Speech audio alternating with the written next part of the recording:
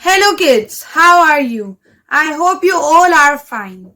सो बच्चों, आज हम स्टार्ट करने जा रहे हैं क्लास 9 सेल का पार्ट 2।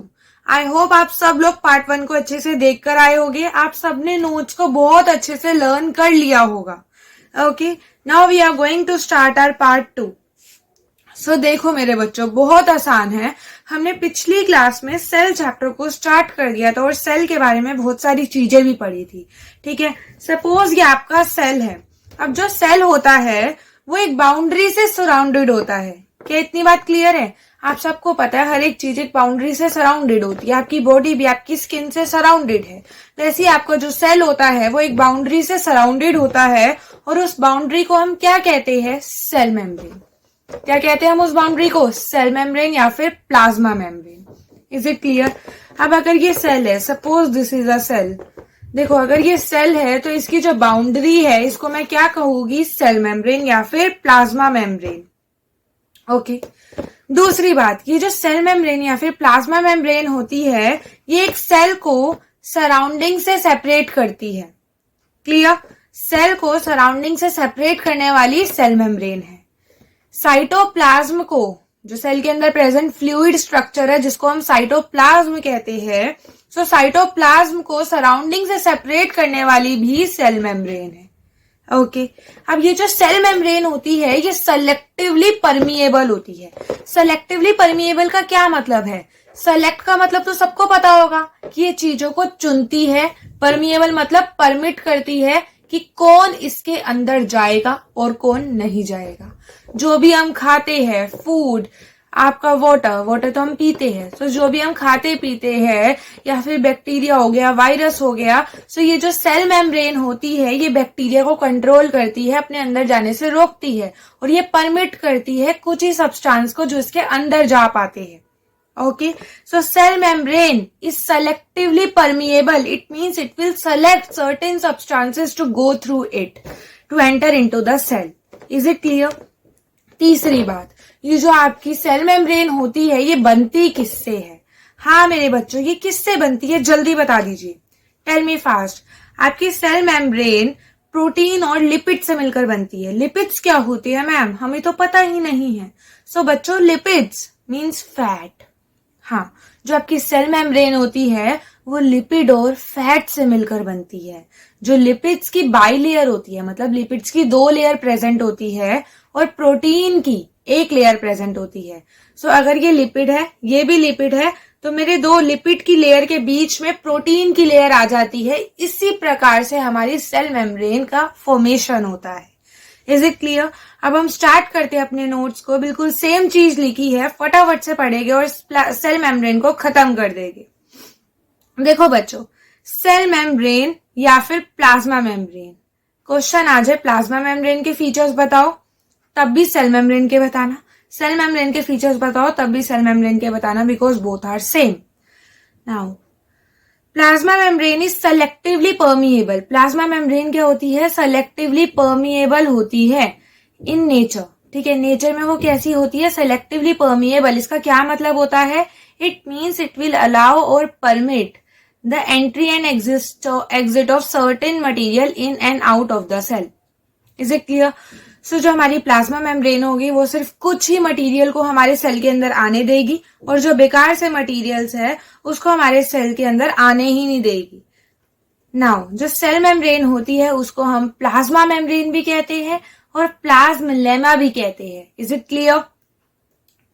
अब हम पढ़ेंगे प्रॉपर्टीज ऑफ प्लाज्मा मेम्ब्रेन। ये क्वेश्चन डायरेक्ट पूछा जाता है 3 मार्क्स का। तो आज हम प्रॉपर्टीज ऑफ प्लाज्मा मेम्ब्रेन को स्टार्ट करते हैं। It is limiting boundary. ये क्या है मेरे बच्चों? एक बाउंड्री है, सबको पता है ये एक बाउंड्री है ऑफ ईच सेल। किसकी बाउंड्री है? हर एक सेल की। विथ सेपरेट साइटोप्लाज्म, जो इसके अंदर प्रेजेंट प्लाज्मा को सराउंडिंग से सेपरेट कर देती है। अब एक बात बताओ, 1 मिनट, ये हाईलाइट क्यों नहीं होता? वेट, यस हाईलाइट हो गया। यस बच्चों, ये देखो, ये है आपका एनिमल का सेल। ठीक है, अब मैं प्लांट का सेल ले आती हूं।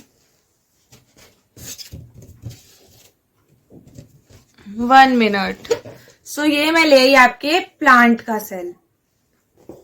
मेरे बच्चों, ये जो आपके प्लांट का सेल होता है इसके पास सेल मेम्ब्रेन तो होती है, बट सेल मेम्ब्रेन के ऊपर एक और स्ट्रक्चर प्रेजेंट होता है जिसको हम सेल वॉल के नाम से जानते हैं।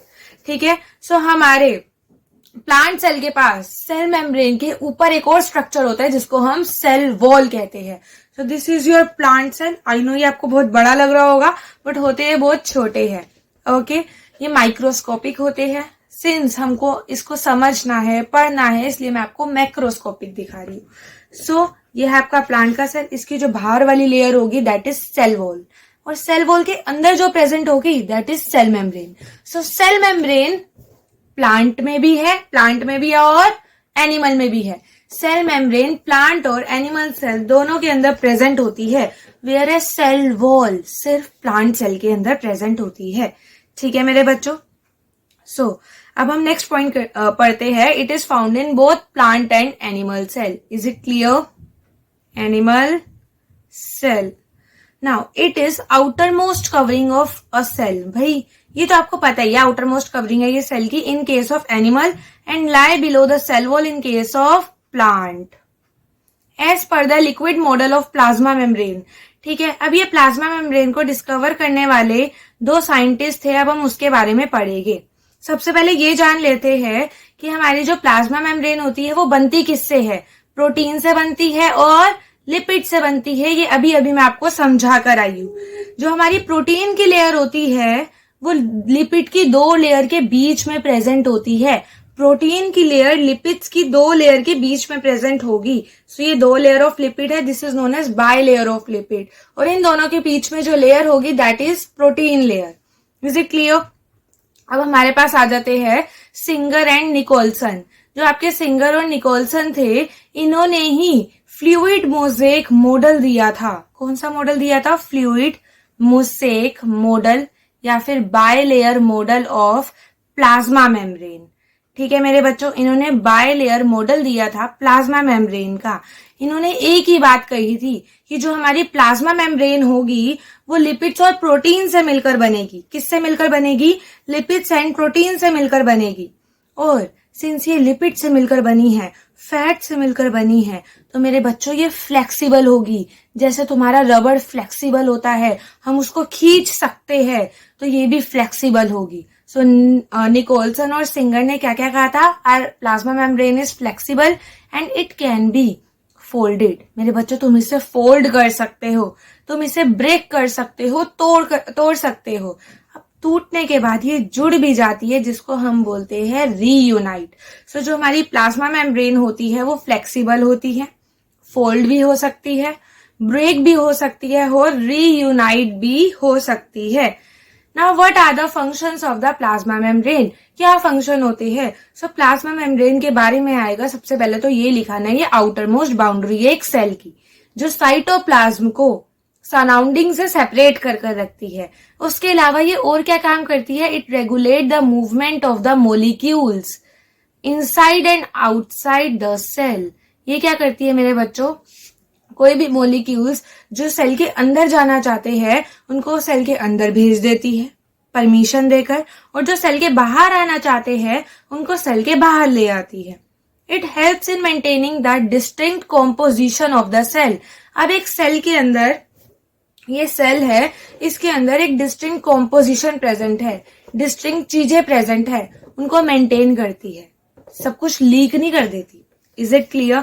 सो ये मेंटेन करके रखती है हमारे सेल के सामान को उसके अंदर, सो सेल की कॉम्पोजिशन को उसके अंदर। Is it clear?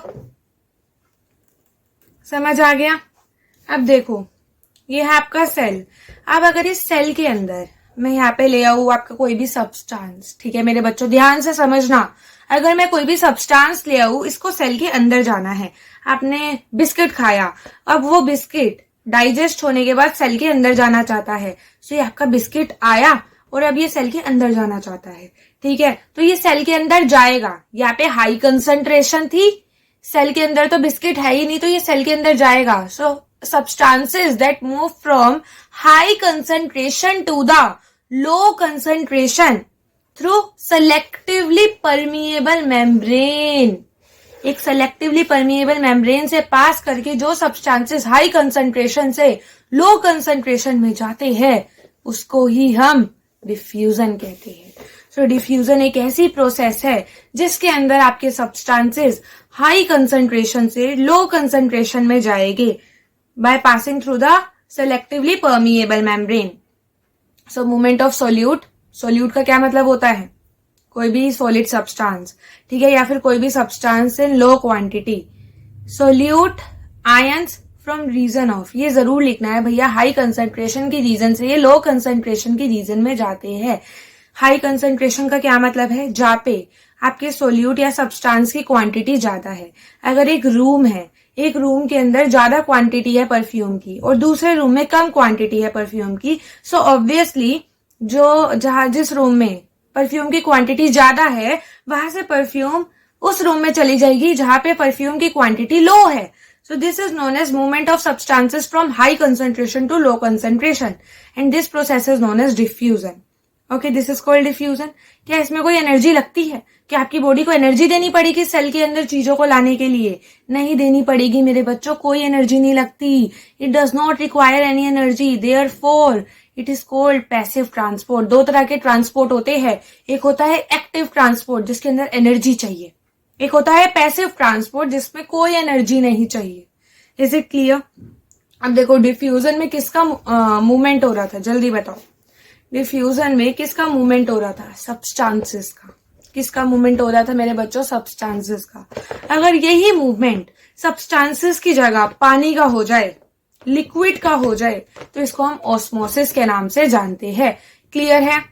बहुत सिंपल है, बिल्कुल भी परेशानी की बात नहीं है, बिल्कुल सेम डेफिनेशन है, सेम कॉन्सेप्ट है। अगर यही मूवमेंट सब्सटेंसेस की जगह वाटर का हो जाए, हाई कंसंट्रेशन, यहाँ पे ज्यादा कंसंट्रेशन है सराउंडिंग में, सेल के अंदर लो कंसंट्रेशन है, so movement of water from high concentration to low concentration through semi permeable membrane is known as osmosis. Is it clear? तो देखो मेरे बच्चों, द मूवमेंट ऑफ सॉल्वेंट या फिर वाटर, वहां पे सोल्यूट मूव करता है, सॉल्वेंट पे हमेशा पानी आता है, ठीक है। तो मूवमेंट ऑफ सॉल्वेंट या फिर water from high concentration okay to low concentration किसके through? Through semi permeable membrane is called osmosis. क्या डेफिनेशन क्लियर है? आपको दो तरह के ट्रांसपोर्ट क्लियर है, समझ आ गया मेरे बच्चों?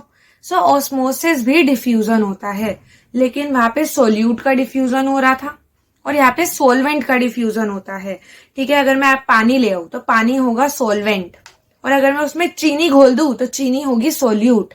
सो डिफ्यूजन में मूवमेंट होगा सोल्यूट का और ऑस्मोसिस में मूवमेंट होगा किसका? जल्दी बताओ। सोलवेंट का। कहां से? From high concentration to the low concentration, ठीक है। इतनी बात क्लियर है? जल्दी से पानी पी लो, अपने आप को फ्रेश कर लो। अब हम पढ़ने जा रहे हैं एंडोऑस्मोसिस, एक्सोऑस्मोसिस। ऑस्मोसिस दो तरह के होते हैं। कितने तरह के होते हैं मेरे बच्चों? ऑस्मोसिस दो तरह के होते हैं, एक होता है एंडोऑस्मोसिस, एक होता है एक्सोऑस्मोसिस। चलो नाम से इसको सीख लेते हैं। एंडो का क्या मतलब होता है मेरे बच्चों? जल्दी बताओ। What is the meaning of endo? Endo का मतलब है अंदर आना, ठीक है। एंडो का मतलब क्या है? अंदर आना। अगर इस सेल के अंदर मूवमेंट हो रही है, सेल के अंदर मूवमेंट हो रही है वाटर की या फिर किसी सॉल्वेंट की, सो इसको हम एंडोऑस्मोसिस के नाम से जानेंगे। बहुत आसान है, क्या मुश्किल था? कुछ मुश्किल था इसमें? नहीं ना। सो मूवमेंट ऑफ सॉल्वेंट और water inside the cell, endo means अंदर आना। सेल के अंदर जब सॉल्वेंट की मूवमेंट होगी तो इसको हम एंडोऑस्मोसिस कहेंगे। एक्सो का क्या मतलब है? एग्जिट लेना, बाहर जाना। यही अगर तुम्हारा जो वाटर है या फिर सॉल्वेंट है जो वो सेल के बाहर आ जाएगा तो इसको हम क्या कहेंगे मेरे बच्चों? एक्सोऑस्मोसिस। तो नाम से डेफिनेशन याद हो गई। क्वेश्चन आएगा एग्जाम में तो इसके नाम से ही इसकी डेफिनेशन बनाए आना, मार्क्स तुम्हारी जेब में होगी। Okay, so movement of solvent outside the cell is called exoosmosis. Clear? Now we are starting our next topic, that is cell wall. यहाँ पे हमारा सेल मेम्ब्रेन पूरा खत्म हो चुका है, इसके बाहर कुछ नहीं आएगा, ये मेरी गारंटी है। बस मेरे बच्चों आप यहाँ पे पढ़ो, नोट्स को लर्न करो, इसके बाहर कुछ नहीं आने वाला, दैट्स इट। ओके, जल्दी से पानी पी लो, it's water break, drink fast.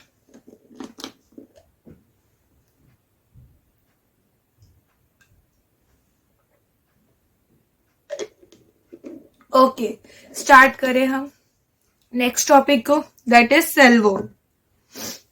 बहुत आसान है मेरे बच्चों, बहुत ज्यादा आसान है।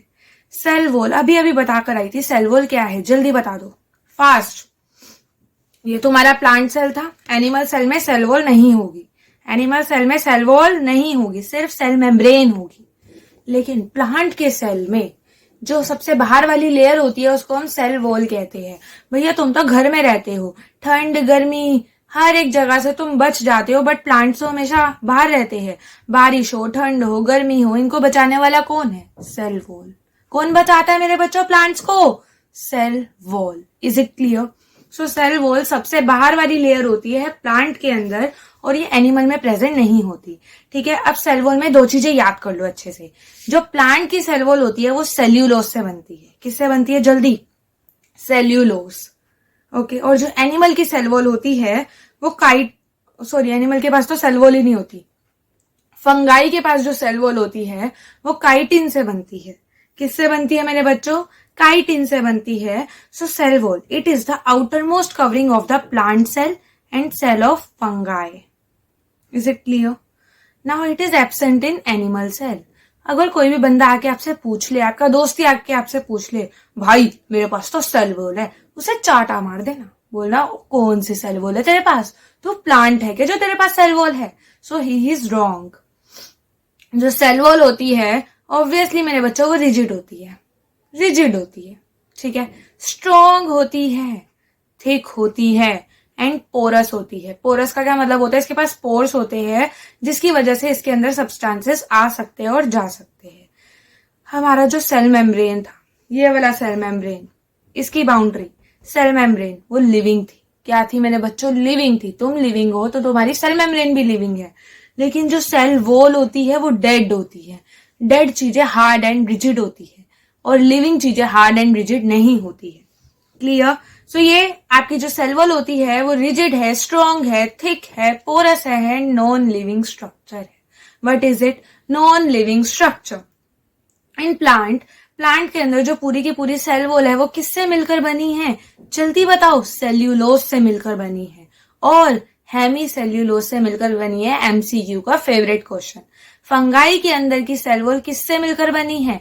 काइटिन से मिलकर बनी है। Is it clear? So fungi की सेल वॉल पे क्वेश्चन पूछे जाते हैं, प्लांट्स की सेल वॉल पे क्वेश्चन पूछे जाते हैं। अब जो आपके दो सेल वॉल होते हैं, ठीक है, दो सेल वॉल है, मतलब दो सेल्स है। एक ये सेल है, अब इसको भी हम प्लांट का सेल मान लेते हैं। ठीक है, सपोज ये दोनों प्लांट के सेल है। जब ये दोनों एक दूसरे से जुड़ेंगे तो ये कैसे जुड़ते हैं एक दूसरे से? Through middle lamella. किससे जुड़ते हैं दूसरे से? Middle lamella. ठीक है, इन दोनों सेल वॉल्स के बीच में एक स्ट्रक्चर प्रेजेंट होता है जिसको हम मिडल लैमेला कहते हैं, और वो ही मिडल लैमेला रिस्पॉन्सिबल होता है दो सेल वॉल को जोड़ने के लिए। प्लांट्स के अंदर होता है, एनिमल्स में नहीं होता, भूल मत जाना। ठीक है मेरे बच्चों? So cell wall of two adjacent cells are joined by a layer. ठीक है, दो एडजेसेंट सेल वॉल्स जो होती है, दो एडजेसेंट सेल जो होते हैं वो एक लेयर से ज्वाइन होते हैं, और इस लेयर को हम क्या कहते हैं? Middle lamella. क्या कहते हैं हम इसे? Middle lamella. And microscopic channels भी प्रेजेंट होते हैं यहाँ पे, जिसको हम प्लाज्मोडेस्मेटा कहते हैं। क्या कहते हैं मेरे बच्चों? हम माइक्रोस्कोपिक चैनल्स को जो दो सेल को प्लांट के अंदर जोड़ते हैं उसको हम बोलते हैं प्लाज्मोडेस्मेटा। सो एक मिडल लैमेला याद कर लो और एक प्लाज्मोडेस्मेटा याद कर लो, बात खत्म। ठीक है, फंक्शंस पूछे जाते हैं इसलिए करवा रही हूँ। 3 मार्क्स के फंक्शंस डायरेक्ट आते हैं, सो अच्छे से फंक्शंस को याद कर लो। फंक्शन क्या होती है? सबसे पहले आउटर मोस्ट लेयर है तो प्रोटेक्ट करेगी प्लांट को, है ना। So first function is it provide the definite shape. Outer most layer है तो डेफिनेट शेप भी प्रोवाइड करवाएगी, डेफिनेट स्ट्रक्चर भी प्रोवाइड करवाएगी, सपोर्ट भी देगी आपके सेल को, और प्रोटेक्शन भी देगी आपके सेल को। ये स्ट्रेंथ बढ़ाती है मेरे बच्चों सेल की। क्या बढ़ाती है? ये स्ट्रेंथ बढ़ाती है। उसके बाद ये भी परमिएबल होती है।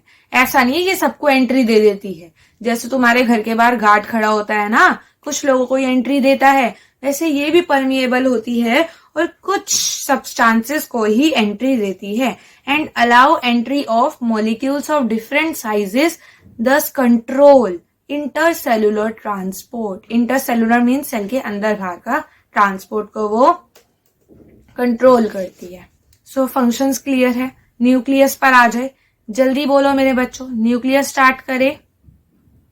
सो now we are going to start nucleus. So ये क्या थी, आपका सेल था, मेरे को सेल लाने दो फिर से। ये रहा आपका सेल, सेल के अंदर सेल का ब्रेन है, ठीक है। ये जो सेल है इसके अंदर एक और चीज प्रेजेंट होती है जहां पे बहुत सारी एक्टिविटीज होती है, जो कंट्रोल करता है पूरे सेल को, वो है न्यूक्लियस। सो सेल के अंदर एक छोटी सी कंट्रोल रूम होता है, मतलब एक छोटी सी और चीज प्रेजेंट होती है जिसको हम न्यूक्लियस कहते हैं। सो न्यूक्लियस के बारे में पढ़ेगी। Nucleus is the most important cell organelle, क्योंकि ये सेल के अंदर है तो इसको हम सेल ऑर्गेनल कहेंगे, ठीक है। सो ये बहुत इंपॉर्टेंट सेल ऑर्गेनल है। न्यूक्लियस के बिना ना सेल कभी जिंदा था, ना है कभी, ना कभी होगा। सो न्यूक्लियस के बिना सेल जिंदा नहीं हो सकता। सो ये क्या है, बहुत इंपॉर्टेंट है सेल के लिए। Which direct and control all the cellular activities, जो भी तुम्हारे सेल के अंदर एक्टिविटीज हो रही है, ठीक है, वो न्यूक्लियस करवाता है। कौन करवाता है मेरे बच्चों? जो भी सेल के अंदर एक्टिविटीज होती है उसका कंट्रोल रूम ही न्यूक्लियस है। It is the head quarter of the cell और the controller of the cell. Is it clear? ये हेड क्वार्टर है एक सेल का और कंट्रोलर है ये एक सेल का। इसको बनाया किसने था? 1000 बार क्वेश्चन पूछा जाता है एग्जाम में, एमसीक्यू की फॉर्म में भी आ जाता है, और उसका नाम है रॉबर्ट ब्राउन। हाँ जी, ब्राउन मुंडे, ब्राउन मुंडे जैसा ही था वो, जिसने न्यूक्लियस को बना दिया था।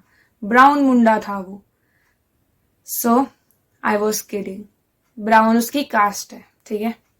सो रॉबर्ट ब्राउन ने लास्ट टाइम रॉबर्ट ब्राउन ने न्यूक्लियस को निकाला था। डिस्कवर करने वाला रॉबर्ट ब्राउन था। Most important question. Okay guys, now we are going to study about eukaryotes and prokaryotes nuclear structure. देखो मेरे बच्चों, बहुत आसान है। जो न्यूक्लियस है वो प्रोकैरियोट्स के अंदर तो बिना बाउंड्री के प्रेजेंट था, और यूकैरियोट्स के अंदर वो बाउंड्री के साथ प्रेजेंट था। प्रोकैरियोट्स के अंदर न्यूक्लियस को हम न्यूक्लियोइड कहते थे, यूकैरियोट्स के अंदर न्यूक्लियस को हम न्यूक्लियस कहते थे, है ना। सो इसी के बारे में पढ़ने जा रहे हैं। यूकैरियोट जैसे तुम, मैं, हम सब, ठीक है। Eukaryotes a well defined nucleus, in eukaryotes a well defined nucleus is present, while in prokaryotes a well defined nucleus is absent। Prokaryotes के अंदर एक प्रिमिटिव न्यूक्लियस होता है जिसको हम न्यूक्लियोइड के नाम से जानते हैं। किसके नाम से जानते हैं मेरे बच्चों, जल्दी बताओ? न्यूक्लियोइड के नाम से जानते हैं। अब जो न्यूक्लियस होता है ना, उसके पास डबल मेम्ब्रेन होती है।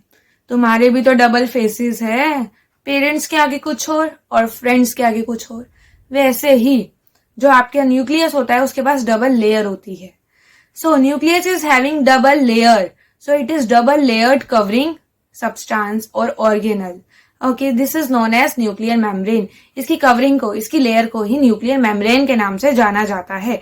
न्यूक्लियर मेम्ब्रेन के पास पोर होते हैं। क्या होते हैं मेरे बच्चों? न्यूक्लियर मेम्ब्रेन के पास छोटे छोटे से पोर्स प्रेजेंट होते हैं, जिसकी वजह से मटेरियल्स अंदर बाहर जा सकता है। अब साइटोप्लाज्म में चीजें बनती रहती हैं, न्यूक्लियस में भी प्रोटीन बनता रहता है, तो प्रोटीन को सेल से बाहर जाना है तो वो पोर से जाएगा। और जो आपके साइटोप्लाज्म में एक्टिविटी हो रही है, उसमें जो भी सब्सटेंसेस बन रहे हैं, अगर उनको न्यूक्लियस के अंदर आना है तो वो भी पोर से ही आएगी। Is it clear? So in and out of the cell and nucleus करवाता है आपका न्यूक्लियर मेम्ब्रेन। क्वेश्चन आएगा, क्या न्यूक्लियर मेम्ब्रेन में पोर्स होते हैं? आप आंख बंद कर लिख कर आना, होते हैं जी, होते हैं। Nuclear membrane has pores. Now, beside nuclear membrane, nuclear membrane के अलावा न्यूक्लियस के पास क्या क्या होता है मेरे बच्चों? न्यूक्लियस के पास एक और उससे भी छोटा ऑर्गेनल होता है जिसको हम न्यूक्लियोलस कहते हैं। क्या कहते हैं उसको? हम न्यूक्लियोलस कहते हैं। सो आपका जो न्यूक्लियस है उसके पास न्यूक्लियोलस होगा और क्रोमैटिन मटीरियल होगा। क्या होगा? क्रोमैटिन मटीरियल होगा। सो याद कर लो इसको। न्यूक्लियस के पास दो चीजें होगी, एक होगा न्यूक्लियोलस, उसके अंदर एक छोटा सा सब्सटेंस छोटा सा ऑर्गेनल प्रेजेंट है जिसको हम न्यूक्लियोलस कहते हैं। दूसरी बात, उसमें एक और मटेरियल होगा जिसको हम क्रोमैटिन मटेरियल कहेंगे। क्रोमैटिन मटेरियल में दो चीजें होती है, एक होता है डीएनए, एक होता है प्रोटीन। सो मेरे बच्चों, जो क्रोमैटिन मटेरियल है वो दो चीजों से मिलकर बना है, डीएनए, प्रोटीन। जो डीएनए होता है वो कोइल्ड स्ट्रक्चर होता है, कोइल्ड रोड जैसा स्ट्रक्चर होता है। मैं आपको बनाकर दिखा देती हूँ। देखो, ऐसा सा स्ट्रक्चर होता है आपका डीएनए, ठीक है। सो न्यूक्लियस के अंदर न्यूक्लियोलस है, डीएनए है, एंड प्रोटीन से बना हुआ क्रोमैटिन मटेरियल है। Is it clear? Is it clear? DNA and protein clear हो गया। क्रोमैटिन मटेरियल किससे बनता है ये समझ आ गया आप सबको। अब हम बात करते हैं, जो आपका डीएनए और प्रोटीन होता है वो अल्टीमेटली कंडेंस हो जाता है और वो क्रोमोसोम बना देता है। जब भी सेल डिवाइड होता है तो क्रोमैटिन, जब भी सेल डिवाइड होगा मेरे बच्चों, जो तुम्हारा क्रोमैटिन होगा ना वो क्रोमोसोम बन जाएगा। क्रोमैटिन क्या बन जाएगा? क्रोमोसोम बन जाएगा। सो क्रोमोसोम होता क्या है? क्रोमोसोम या फिर क्रोमैटिन मटेरियल, इन दोनों के पास डीएनए होता है। डीएनए के अंदर स्टोर होती है और ट्रांसमिट होती है तुम्हारी हेरिडिटी की इंफॉर्मेशन। पेरेंट्स से लेकर, जो तुम्हारे पेरेंट्स होते हैं, पेरेंट्स की क्वालिटीज, पेरेंट्स के करेक्टर बच्चों के अंदर आ जाते हैं। क्यों? Because of DNA. डीएनए के पास तुम्हारी हेरिडिटी इंफॉर्मेशन है। तुम्हारे पापा के फीचर्स, तुम्हारी मम्मी के फीचर्स तुमसे मिलते हैं। वाई? बिकॉज उनका डीएनए तुम्हारे अंदर प्रेजेंट है, उनका डीएनए की इंफॉर्मेशन तुम्हारे अंदर आ गई है। सो हेरिडिटी की इंफॉर्मेशन स्टोर करने वाला एक ही सब्सटेंस है, वो है डीएनए, जो कहाँ प्रेजेंट है? न्यूक्लियस में, ठीक है। सो न्यूक्लियस में प्रेजेंट होने वाला क्रोमैटिन मटेरियल डीएनए को कंसिस्ट करता है। Now last topic, what are the functions of the nucleus? जल्दी बता दो मेरे बच्चों, क्या फंक्शंस हैं इस न्यूक्लियस के? इट कंट्रोल, मैंने अभी अभी बताया थे, कंट्रोल रूम है। So it control all the metabolic activities of the cell and regulate the cell cycle. Cell cycle का मतलब है सेल को डिवाइड करवाना, ठीक है। सो ये सारी की सारी मेटाबॉलिक एक्टिविटीज को रेगुलेट करेगा और सारी की सारी सेल साइकिल को भी रेगुलेट एंड कंट्रोल करेगा। Is it clear? It help in the transmission. भैया देखो, ध्यान से सुनना, न्यूक्लियस के अंदर ही क्रोमैटिन मटेरियल था, क्रोमैटिन मटेरियल के अंदर ही तुम्हारा डीएनए था। सो डीएनए में हेरिडिटी इंफॉर्मेशन है। सो भाई न्यूक्लियस ही तो है जो ट्रांसमिट करता है हेरिडिटी इंफॉर्मेशन को, हेरिडिटी करेक्टर्स को पेरेंट से उनके बच्चों में। बच्चों को ऑफस्प्रिंग भी कहते हैं। बात खत्म। आपका न्यूक्लियस, साइटोप्लाज्म, एक मिनट रुको, साइटोप्लाज्म तो रह गया। ओके बच्चों, बस थोड़ी देर रुक जाओ, हम साइटोप्लाज्म कर रहे हैं, फिर आपकी छुट्टी। ओके, फिर हम नेक्स्ट वीडियो में फटाफट से सेल ऑर्गेनल्स पढ़ के इस चैप्टर को फिनिश कर देंगे। सेल ऑर्गेनल्स वाला पार्ट बहुत ज्यादा इंटरेस्टिंग होगा। सो पार्ट 1 देखो, दिस इज पार्ट 2, और अब आएगा आपका पार्ट 3। पार्ट 3 के बाद एमसीक्यूज हो गए, फिर ये चैप्टर खत्म। इसके बाहर कुछ नहीं आएगा आपके पेपर में, ये मेरी गारंटी है। ओके बच्चों, जल्दी से पढ़ लो साइटोप्लाज्म को। साइटोप्लाज्म को डिस्कवर करने वाला कौन था? कोहली नहीं था, विराट कोहली नहीं था, कोहलीकर था। कौन था मेरे बच्चों? कोहलीकर। कब हुआ था ये डिस्कवर? 1862 में। 1 तो उड़ाई दिया मैंने, 1862 में। ओके, सो ये साइट होता है, ये एक ऐसा साइट है, मतलब आपको पता है ये आपका सेल है। सेल ले आते हैं फिर से, देखो ये सेल है, सेल के अंदर जो फ्लूइड वाला स्ट्रक्चर प्रेजेंट था, सेल के अंदर जो फ्लूइड वाला स्ट्रक्चर प्रेजेंट था उसको हम क्या कहते हैं? साइटोप्लाज्म कहते हैं। सो साइटोप्लाज्म में बायोसिंथेटिक एंड कैटाबोलिक पाथवेज होते हैं, ठीक है। तो ये अभी आपके सिलेबस में नहीं है, बस इसको याद कर लो। Biosynthetic and catabolic pathways, that is metabolic activities होती है।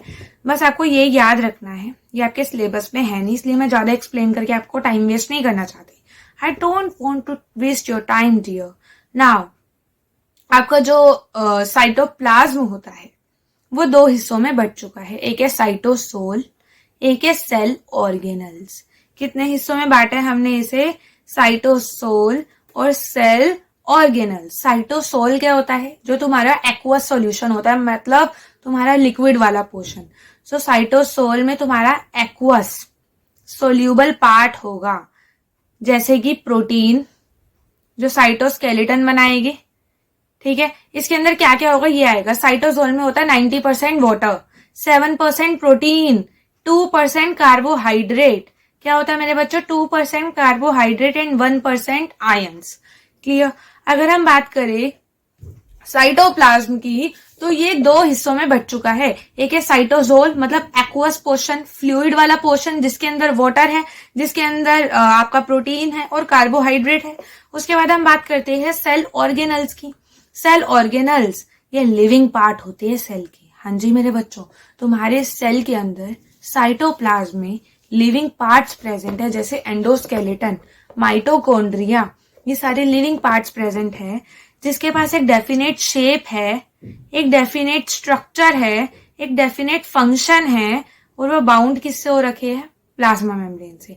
सो इन्हीं लिविंग पार्ट को, जिसके पास definite shape, definite structure, definite function है, उन्हीं को हम क्या कहते हैं मेरे बच्चों? सेल ऑर्गेनल्स कहते हैं। जैसे तुम्हारा endoplasmic reticulum, mitochondria, vacuoles, plastids, ये अब हम नेक्स्ट क्लास में पढ़ेंगे। ठीक है। सो दे आर सिंगल मेम्ब्रेन। भैया ये सिंगल मेम्ब्रेन बाउंड होते हैं। न्यूक्लियस तो डबल मेम्ब्रेन था, ये सिंगल मेम्ब्रेन है। डबल मेम्ब्रेन वाला भी स्ट्रक्चर है जिसको हम माइटोकॉन्ड्रिया कहते हैं। सो डबल मेम्ब्रेन बाउंड भी हो सकते हैं, सिंगल मेम्ब्रेन बाउंड भी हो सकते हैं, और नॉन मेम्ब्रेन बाउंड भी हो सकते हैं। सो यही पर ही होता है हमारा पार्ट 2 खत्म। अगर आप मेरे चैनल को लाइक करोगे, सब्सक्राइब करोगे, सो मेरा मोटिवेशन बढ़ जाएगा। मैं आपके लिए और अच्छी अच्छी वीडियोस बनाऊंगी guys. So please subscribe my channel. Thank you so much.